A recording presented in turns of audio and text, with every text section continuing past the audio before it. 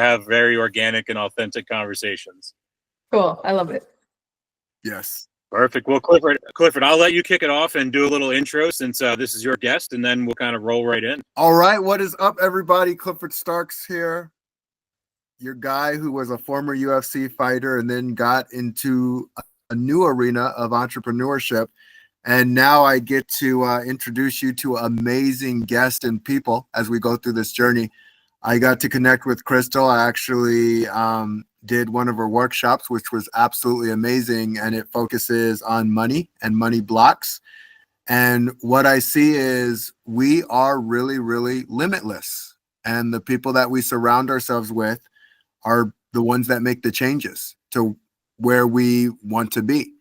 And Crystal's a special person to me. I just barely met her, but as you go through your journey, you find special people and you want to keep them in your lives. So Crystal is one of those people. And Crystal, would you like to introduce yourself? Because I think you can introduce yourself better than I could introduce you because you've done it longer. Sure. So I'm Crystal Crawford is my full name. I'm a former access consciousness facilitator turned executive and leadership coach, essentially. I've been looking for what my title is and what my thing is based on what it is I do. But essentially, I work with people to get themselves out of their own way and get access to the power they are, the gift that they are, and the brilliance they have for creating their way in the world. And I've been doing that for about 10 years. And so one of the ways I work with people is around money, but there's multiple facets to working with somebody because we are very dynamic and bright and multifaceted beings. So there's a lot of different things to look at and traverse. I love it. I appreciate that, Crystal. And yeah, one of the things that Clifford and I go back and forth a lot about on this is that complexity, duality, and that complication that exists with human beings, no matter what your wealth placement is in life and where you've earned yourself through it. So I appreciate the way you close that out there. Thanks. Yeah. So tell me more about. Yeah, keep going. No, go ahead, Crystal. Go ahead. Fire away with any questions you have, and we'll roll right in. You're good. What you guys are up to, and what we're, what's this conversation about today? Tell me more. Absolutely. So Clifford and I can't even remember now. I'm going to say months now. I was saying weeks for a while, but I'm going to say months ago.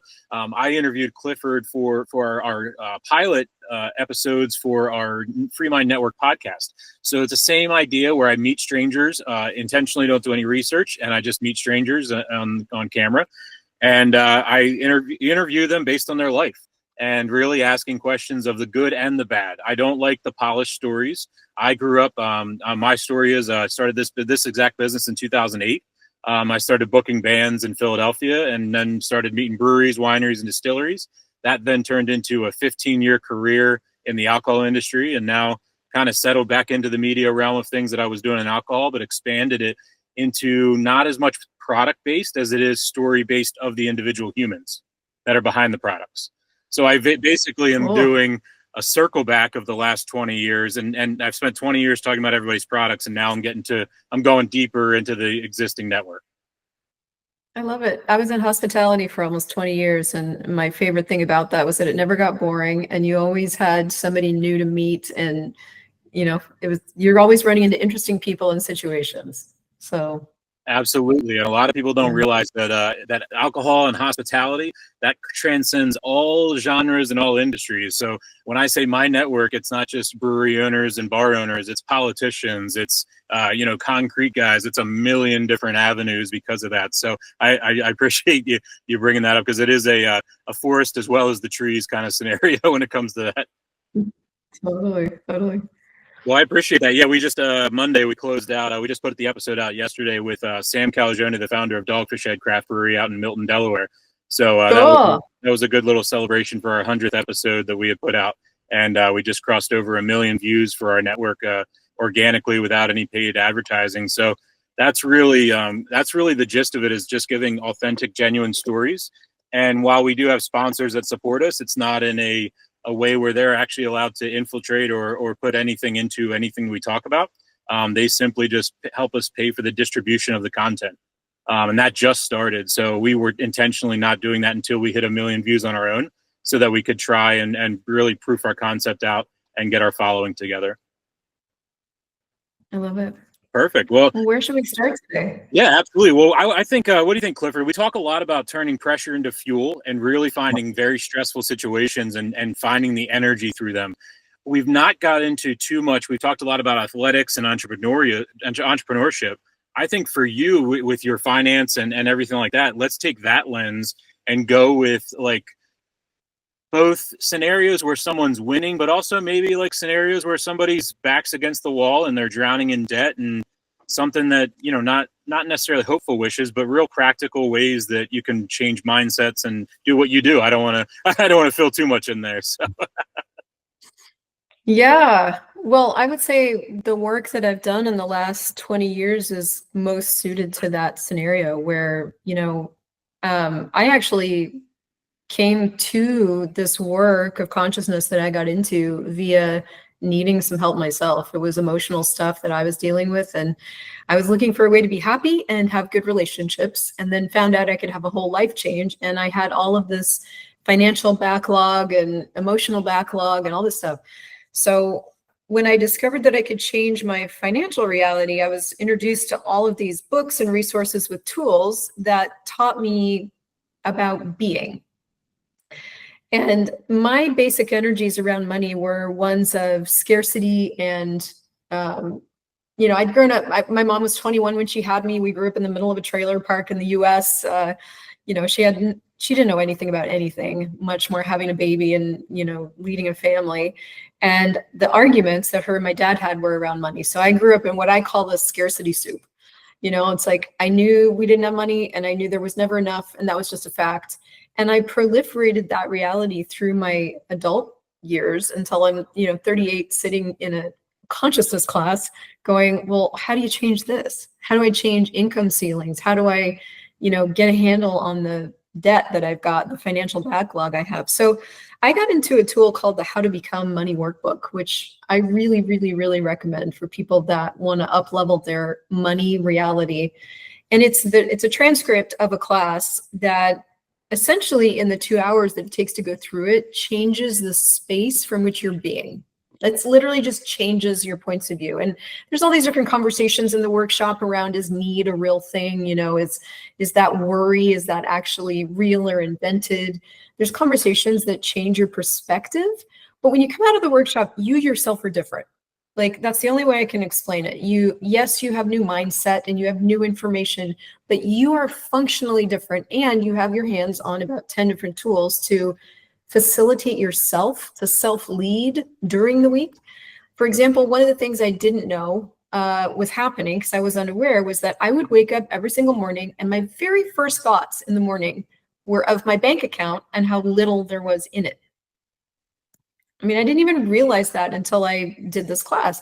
So I then started using the tools to change the energy around that for me, because of course the first energies in the morning were stress. It was like, if your first thoughts are of your bank account and how much you don't have, what are you going to feel? So then those feelings fill your whole day. They flavor your choices. They affect the conversations you're having with potential clients. Like, they change things. They drain your energy because you're trying hard not to feel them while feeling them.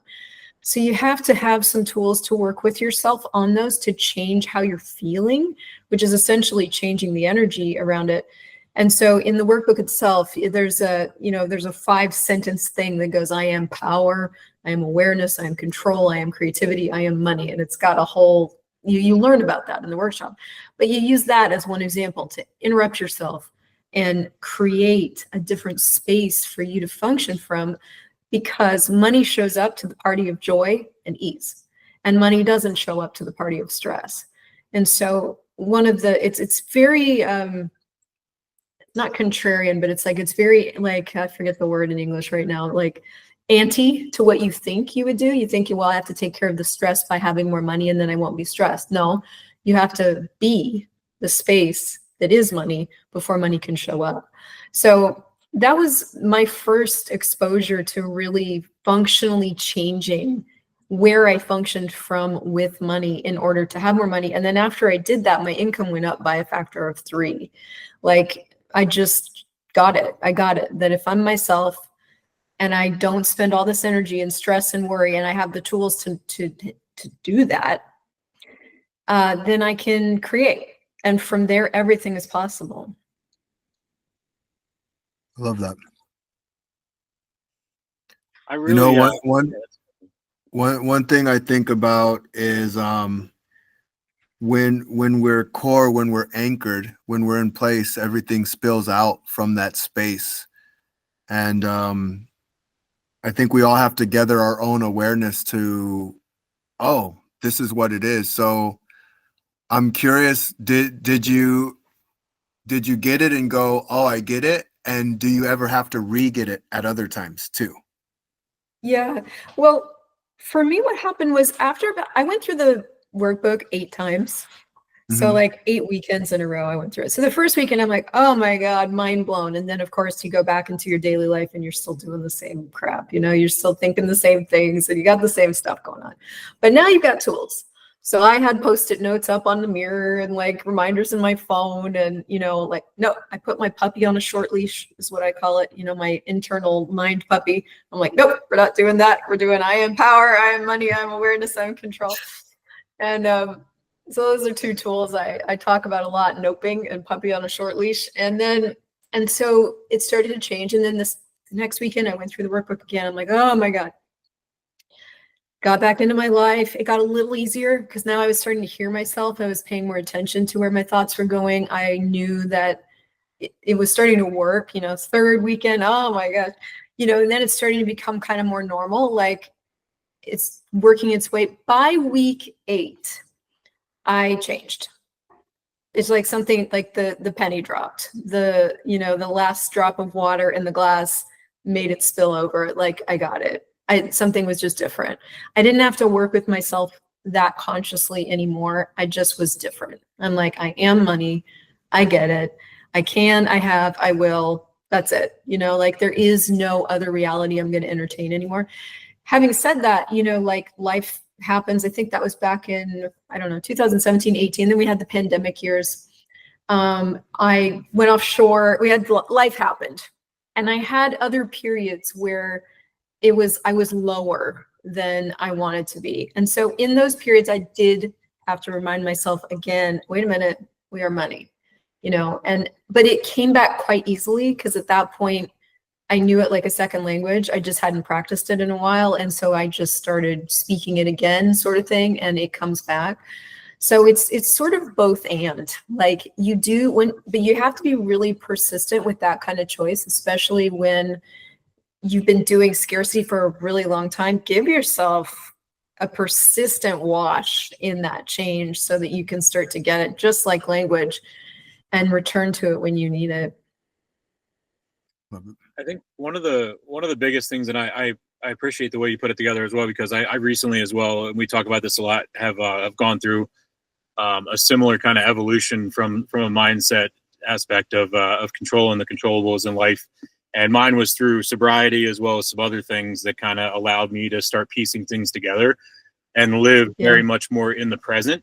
And by that, I'm going to say that there were times in my past, many, many years ago, where living in the present meant living life to its fullest, like you're going to die, where that never got me very far in life. While I thought that was an accelerator and an energy and motivator, it really just was a deterrent and a distractor.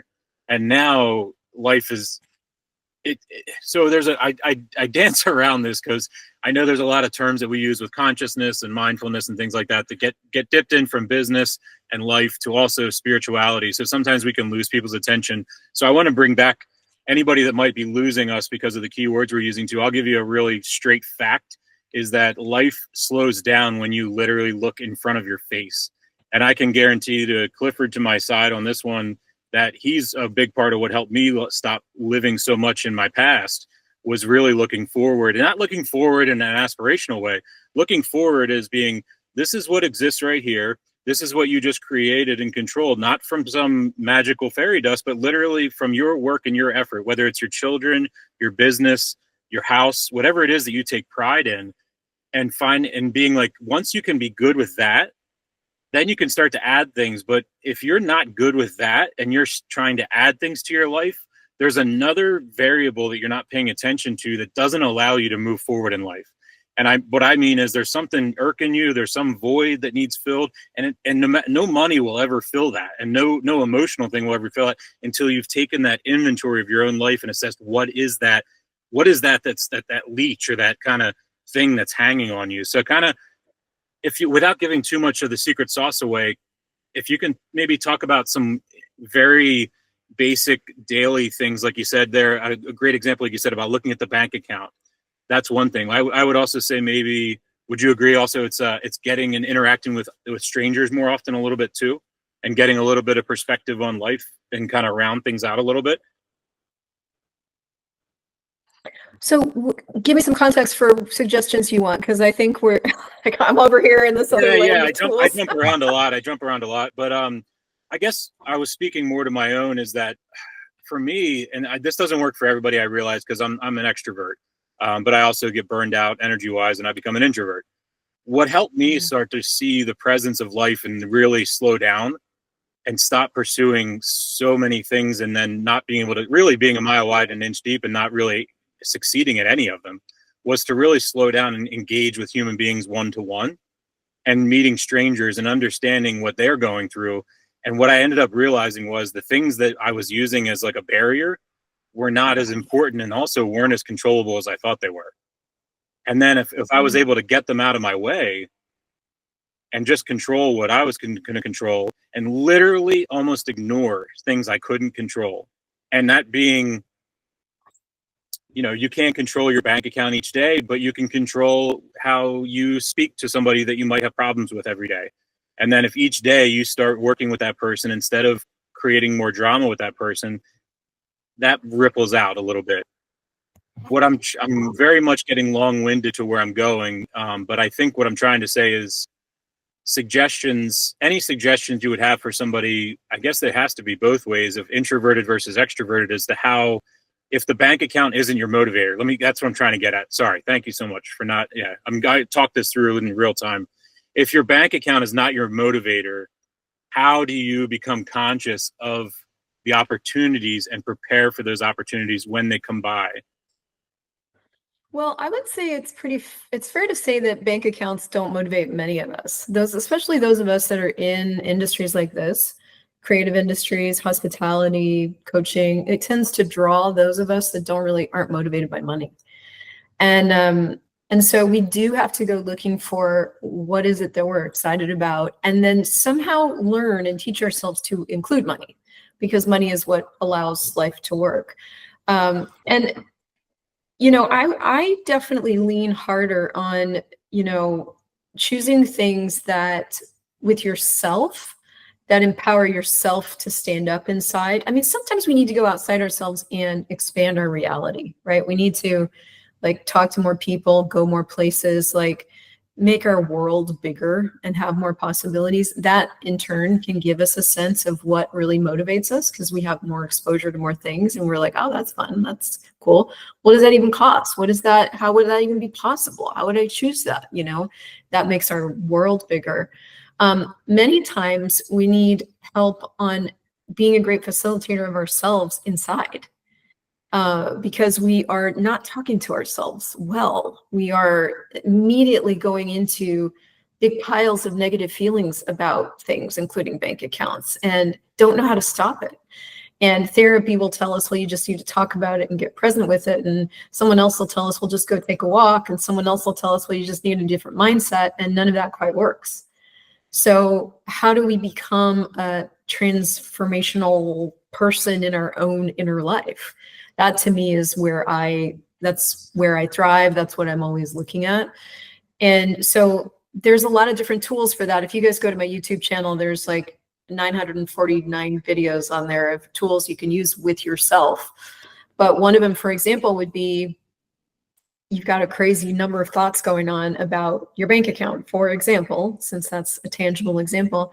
And instead of allowing yourself to sink into the mire of that, you go, well, interesting point of view, I have this point of view. Interesting point of view, I have this point of view. interesting point of view. I have this point of view. You start working with those thoughts to dissipate them, and then go take a walk. Or do something that gets you out of your head, stand on your head, look at the world from a different perspective, change the energy. So to your point, Nate, I think we all have different things that work for us to change the energy. And the bigger thing is just that it gets changed. And then you get to look at, well, what do you want your life to be like? Your bank account's a representation of choices you can make. What kind of choices do you want to have? What would you like to have as your life? There's a whole then bigger conversation of creating your life in a way that really works. Absolutely. No, that's perfect, because it's one of those things where I feel like sometimes we get a little carried away sometimes on this show too, where sometimes we talk about the money and that we have this dollar figure, and I'm a product of that, where I had a dollar figure in my head, and that's the number where you have to get to, and you lose the journey because you're so focused on the numerical number. And that's really, I appreciate the way you put it, because that was my biggest thing, was trying to make sure that while we're checking the bank account, and that is the lifeblood of any business, there still is a beauty in that journey that we can learn a lot from, that's in addition to the drive to the number. Yeah. Yeah. Clifford, do you want to go every other, or Yeah, Hey creators, founders, and dreamers, the FreeMind Network is brought to you by Cowabunga Johnny, where nostalgia meets creativity. Cowabunga Johnny creates custom cards that are perfect for personal keepsakes, team recognition, or even promotional items. These cards pop with personality and make an unforgettable impact. But that's not all. Cowabunga Johnny also crafts larger-than-life murals and nostalgic pop culture-inspired art. It's about connecting with your audience through bold, memorable visuals. Want to learn more? Visit cowabungajohnny.com and see how he's turning memories into art that connects. Let's create something amazing together. I actually have an interesting story. And I want to see what you gather from this, Crystal, because I know you have amazing stories. I love hearing your stories. But this was my weight loss journey. And I look at weight loss and money the same in some ways. And one of those ways is there's a number that we're looking for. Like there was a number on the scale that I was looking for. There's a number on the bank account that you're looking for. And I remember I was so frustrated because it just wasn't happening yesterday, and it never did. And I'd work my butt off, and I'd go check the scale, and I'd be like, it's not working. And my mom ended up telling me a story about if you are taking a cup of water out of a pool every week, and you're staring at that pool every day, it can get very frustrating if you're expecting something that is not going to do. And I took that and I go, okay, so what I did was, instead of looking at the scale, I started looking at different numbers. I started looking at the amount of calories I was eating, and I made a game out of it, and I made it fun for myself. And in making it fun for myself, it took about 6 months, but I ended up getting abs. And I didn't even know I had them. And I look in the mirror, I'm like, holy crap, I got abs. And it goes back to that perspective that you're talking about. Like sometimes you just have to change the numbers you're even looking at, the numbers that serve you or build you up or make you happy versus the numbers that are bringing you down. And do you have anything? That's such a great example. That's exactly the same thing. And you just put your attention on something that I want to say that you could control, but I honestly think it's something that was more, yeah, maybe it's on something you could control, something you could actually do something with, it's like, this I know how to do, I can measure my food and I can do all this. And oh, look, way out there, it created that. Ooh, that's fun. And you made it fun for yourself. And that's actually the same process that it takes to succeed in business, which is where most businesses fail, because we get into the wrong numbers game, and it stops being fun because we're trying to grind out whatever number that is, like 4 new clients every month and 10 leads, I don't know, whatever, And so that would be an excellent process to take yourself through pragmatically, is like, what is the game of this? What's the Mhm. gamified version of this? That would be fun for me. That would lead to something different out there, but where I can kind of forget about out there and just play the game. That would be a great thing to take yourself through. Yeah. Yeah. Love that. I like how you when you said about the game. It's really it's one of those things that a lot of people don't like. They want to be, or the people I talk to get scared. They're like, oh, you're gamifying this, you're gamifying that. But when you think about a game, it's It's fun. controlled in the controllables too. You know what I mean? Like, yeah, the computer might win, but yeah, that's life. But at the same time, you can control whether it goes left, right, center, or jumps. Yeah, and here's the funny thing about money. Money follows joy. Yep. So if you're not having any fun, you're not making any money. That's a perfect segue to my next question, which was external factors of negative influence in your life when you're pursuing your dreams. What are some of your suggestions about balancing certain people that might be a negative influence in your life, but they have to be around to serve a purpose for business, whereas they might not serve a purpose for your personal development and growth in life, and kind of how do you navigate that and help people with that part? That is a big topic, Nate. I'm living proof of burning the right bridges and building the right bridges. So, Well, it's a big topic. There's a lot to look at there. I mean, the simple thing would be to say something like set boundaries, but I think the high level of this from my point of view is I have to choose what I'm going to be regardless of who's around me. And so whatever that takes for me to be able to be me, regardless of who's around me, is what I'm going to invest in. And for different people, it takes different amounts of things. I was coming from a people situation in my life, for example, where I was invalidated all the time, emotionally abused, like completely shattered in terms of I was like an abused puppy, honestly, like, and I don't say that, I say that with a smile now, but at the time, like I had a long way to come, when it comes to other people, for example. I've met other people who came into the people game with a lot of strength already. They didn't grow up in that kind of situation. They came in with a lot of people skills and abilities and self-worth. I remember even looking at my younger sister once going, how did you come in loving your body and I came in hating mine? Just 12 years between us, same family. So it's like we all come into the people game with various handicaps, maybe like golf, let's put it in that context. And so no one of us is created the same. And so you have to really look at what do you want to get out of being you regarding other people. And right now, for example, one of my clients came to me and is doing private work with me because she knew I was somebody she could come to with, I am falling apart over this work relationship thing, and I have to go in front of a board and I have to make a change that might mean I lose my job. And I need strength and I need clarity, help. So we started there, and then we started work together. Now, 4 months later, her confidence is up, her energy levels are up, her clarity with the people she's got political connections with is much greater. She has a greater dexterity with one-on-one personal conversations. Her sex life's better, like all these ramifications that you wouldn't even expect just from her getting present with where do you collapse inside around other people? Where do you make them greater than you? Where do you shut down?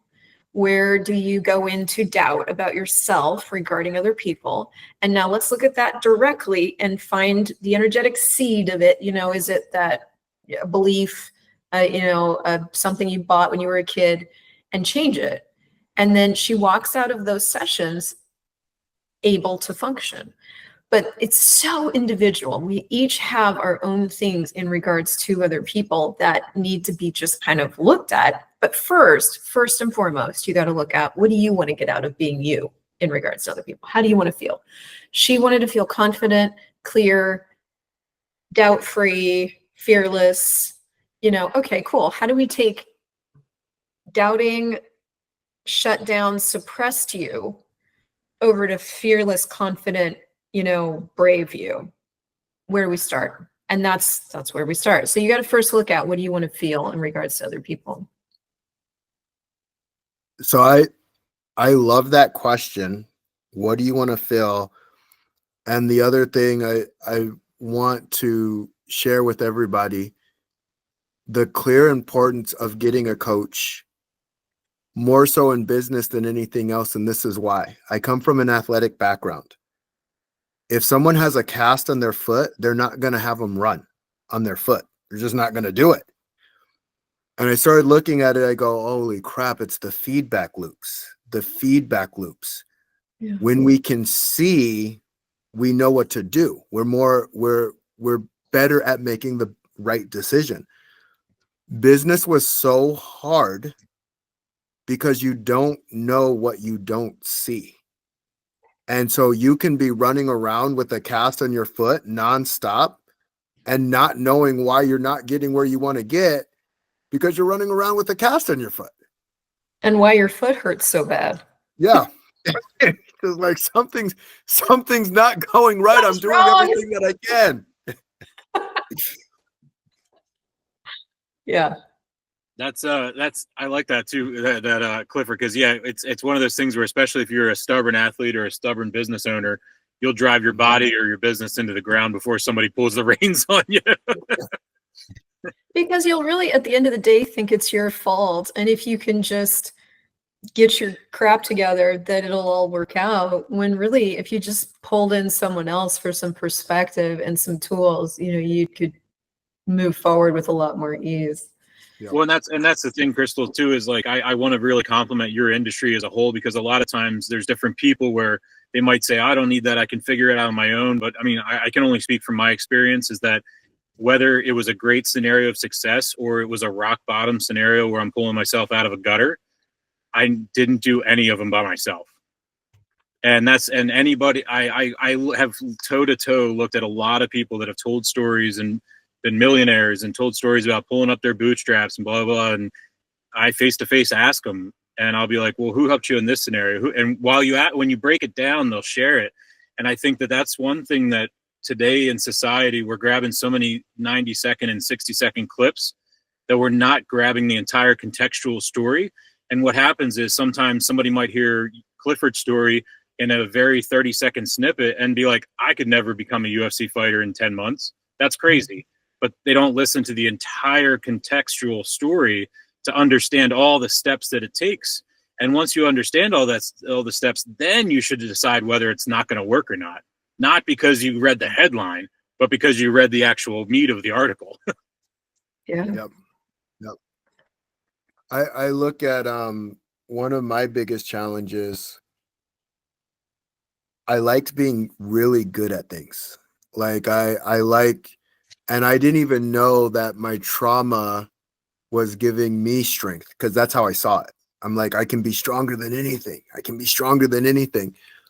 And when I got into entrepreneurship, I didn't realize how many mistakes I was making. And one of those mistakes, asking for help, that was really hard for me to do. And I started looking back at my journey and what served me and what didn't. And I'm like, wow, this is not an easy thing to do at first, because just like anything, you work a muscle enough times, it becomes easier to do. But wow, let me tell you, I made my life a heck of a lot easier asking for help, because there's people who are more talented in different things that I'm just not, I don't even want to be talented in. Like, I don't even want to be good at that thing. And it was so freeing to go like, oh, that's asking for help is a skill. Yeah. Yeah. It's a life skill. Yeah. Can you, Crystal, while we have you for a few more minutes, are there any stories from your specific experience in your line of work that, without sharing names or anything like that, maybe somebody came in a situation and you saw just a massive evolution of this person throughout the course of your work with them? Gosh, I've seen so many. I mean, the one I just talked about sticks with me the most right now, because I was just reviewing her first exploratory session with me. It was in July, and I'd forgotten. And I watched this video, and her body was like still as a board. Her face was crestfallen and like sad and gray and depressed. She was barely opening her mouth to talk, saying, yes, I want to work with you. And like excitement couldn't even enter her body. She was going through so much. And literally last week, we get onto Zooms now and she's a sparkler. Like she's got the brightest smile I've ever seen and the brightest eyes. And, you know, our whole session was what's going well.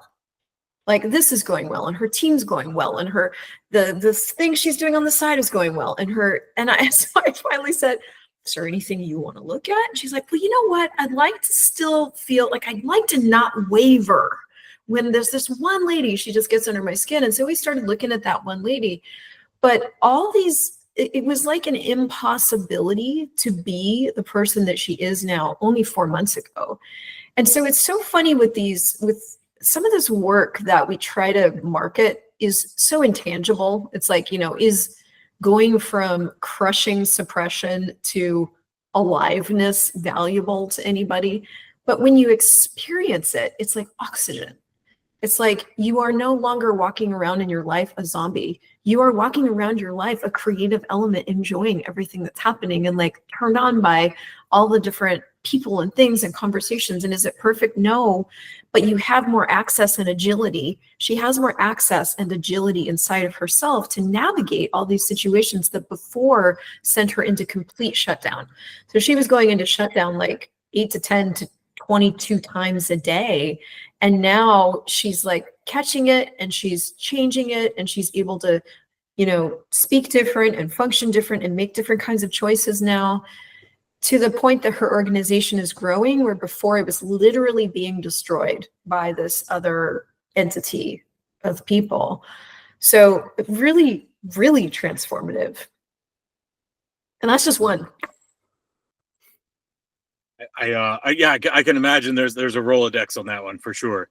How about as far as in specifics for somebody, are there any specific industries that you have any primary focus in or anything like that, or is it really specifically to anybody in the coach and that's in need of coaching in your line? Well, I tend to work with founders and high performers of all kinds, you know, so anybody who's started something or leading something tends to gravitate to me because I just blend this like masculine, feminine, energetic thing that just works.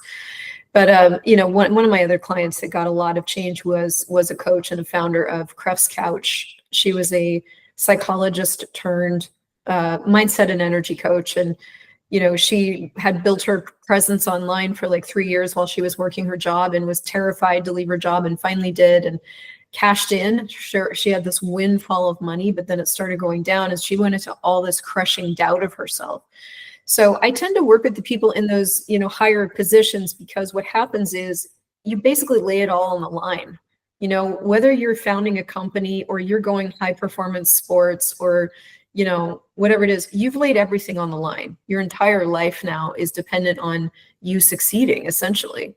And so in those situations, there's enough at stake to create the right climate for the willingness to morph and choose in uncomfortable ways that give you more of you.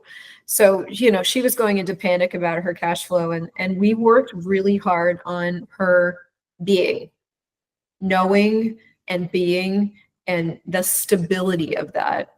And within like 30 days, she had doubled her income.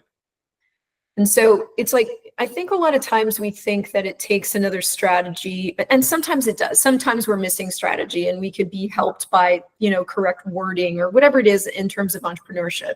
And other times, but most times, what's happening is an unawareness of what you're doing to yourself inside, and giving you access to awareness of that, and then tools, giving you access to the awareness of it, creating some change in it so you can change energies in sessions, and then the tools that help you self-facilitate and lead yourself in a different way outside of the session. And that's what ends up creating the different results. So my clients tend to be high performers in all areas because of that. That's why I like you so much. Yeah. Clifford, do you have one more, and then I have one for both you guys as we close out. Yeah. What makes you so awesome? Because I think sometimes just saying that actually allows other people to be their awesome. What makes me so awesome? I'm just unabashedly myself. I'm brutally honest. I'm overly friendly. I like people a lot unless I don't. I mean, I'm just myself. I'm there with you on And that one. yeah, I love it. that would be my answer. That's awesome. Well, Clifford, I'm going to make you answer the same one before I ask my last question. What makes me so awesome? Yeah, there you go. All right. I love to smile, have a good time. I love hanging around really friendly, loving people. I love people who want to give me energy and not take my energy. So that doesn't mean that they have to be at my energy. It just means they have to be willing to grow, willing to try. And I want to inspire 1 billion people. I think that makes me pretty awesome because I'm going after a big goal and I can't do it by myself. I need amazing people like you guys and amazing people like the audience. Killers in the jungle. Killers in the jungle. Yo, listen, you hear that? Killers in the jungle. Killers in the jungle. Killers in the jungle.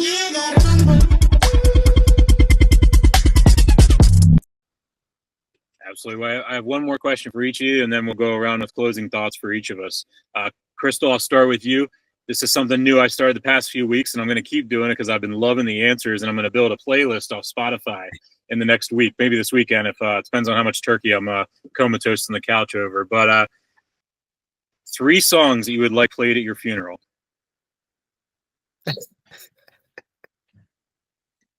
That is the hardest question I've ever been asked.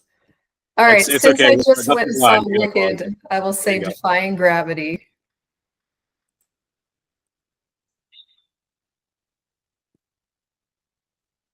I don't even know if I can do this question, Nate. It's okay. That is a Nothing's tough live. question. It is. You And can ask me all day. Ask me something about consciousness in the universe. Yep. It's I'll edit this out, don't worry. But that's everybody has trouble with it, but trust me, when you let the brain go for a second, you'll be amazed what comes out. I'll do it. Yeah. I'll do it right now. All right, go ahead. Watch me thinking. You're good. All Yep. right. Hello, darkness, my old friend. Ooh, Because nice. I want to just have fun with people. Why can't we be friends? Why can't we be friends? Because I want them to know that the love is there. And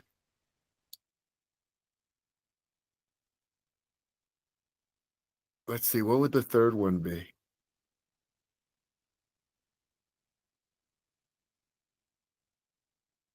I'm doing the thong song. I'm doing it. One of the ones the other day was 50 Cent In the Club. So we're gonna have an awesome playlist. Oh, no. I love They're it. like, I'm going to that funeral over there. How about you, Nate? I honestly, this is an unfair thing. I've asked 30 people so far, and I haven't put a minute of thought into it. I'll help you out though. Now that somebody did ask me, I'm gonna go with one that somebody else had also said, but it's going with God Only Knows, and that's not necessarily for me by any means, but for everybody else that's in the room. I would definitely go with a little 90s throwback, New Radicals. You got to get what you give. Little nod back there, and then probably go with some Counting Crows or something that'll make everybody cry a little bit. Maybe like a little Mr. Jones or something like that to try to make the smiles and the cries. I'll ride the roller coaster of emotions as everybody did who's been a part of my life. So it only makes sense that the ending would be just as roller coaster as the beginning and the middle and the end. I think I might do Oceans by Hillsong. Nice. And Country Roads by John Denver. Very nice. And Defying Gravity from Wicked. Awesome. Yeah, Country Roads is one of those ones. I grew up in West Virginia for a while, so that has it's very near and dear, and I'm actually going to be driving there tonight. So the fact that you just gave me that just gave me chills. So I'll definitely be playing that on the ride. Cool. Perfect. Well, we'll go in with some closing thoughts, and Clifford, we'll start with you. Anything you want to leave with everybody? This will be published the day after Thanksgiving, so it'll come out on Friday. Yeah. So I hope everyone did have a happy Thanksgiving. And I want to say, Crystal, appreciate you hopping on, sharing your brightness with us. And audience, I appreciate you. We become what we practice. And so if you're enjoying what you're hearing, keep listening in, and remember there's greatness in you, and it always was. I love it. Yeah, I would close with, you are already everything that you need. And so seek and choose the tools that give you access to that. Instead of trying to find yourself, look to what would empower you to be yourself. Instead of trying to find what would motivate you, look at what it is you really want to create, and find those tools and people that give you access to the power that you are, and the gift that you are, and the brilliance that you are, and fill your world up with that. Love it. Excellent. Well, I'll open with Crystal. Thank you so much for hopping on. I know that that Clifford is a seasoned veteran in this aspect, but I know it's nerve-wracking to jump on, especially for you not having a face on the other end, and I appreciate it. It's not much to look forward to as far as that goes. I was told that I have a face for radio, but somehow I got a video podcast. But anyway, I will. In closing from my end, I want everybody to, it's the day after Thanksgiving, and we talked a lot about being present and being conscious. And a lot of times our followers hear my story through hearing Clifford's story. And I want everybody to know, like, it's, even if it's not starting a business, but it's finding passion and finding real truth and positivity in your life. And if you're at a place where you're not happy and it's the day after Thanksgiving and you're getting ready to look for these holidays, doing that self-inventory in the past 10, 20, 15, 30 years of your life, what was it that made you happy? Spend the next few months pursuing that. And it doesn't have to consume your life. You don't have to throw everything away, but pursue that, find that, nurture that. There is something in your history and in something in your past that did excite you at one point, and go find it. And if you spend the entire day today and tonight and you don't find it, go find something new. The internet's a powerful tool. So go find a new thing that excites you. But thank you, everybody. And I remind everybody, this is a genuine and authentic conversation. I did not know Crystal before today, but I'm very much looking forward to meeting her more and getting to know her more often. And Clifford, as always, every week, I appreciate you dedicating your time to this show and to our relationship. And everybody, I hope you have a joyous rest of your weekend with your friends and family. And if you're working, the weather hopefully will be all right. So thank you guys so much for your time. And all right. Thank you so much. Thank you, guys. Thank you. We'll see you soon. Take care. Take care.